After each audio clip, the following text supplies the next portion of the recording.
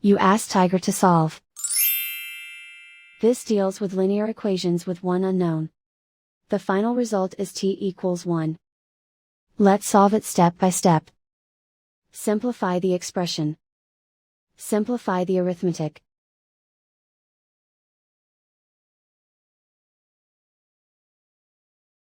Multiply the fractions. Expand the parentheses. Simplify the arithmetic. Multiply the coefficients. Break up the fraction. Find the greatest common factor of the numerator and denominator. Factor out and cancel the greatest common factor. Simplify the fraction.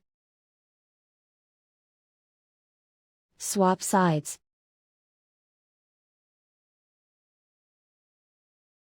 Group all constants on the right side of the equation. Subtract 18 from both sides. Group like terms.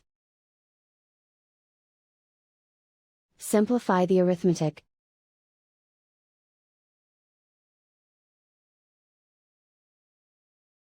Isolate the t. Divide both sides by -6. Cancel out the negatives. Simplify the fraction. Cancel out the negatives. Simplify the fraction. And so the final result is t equals 1.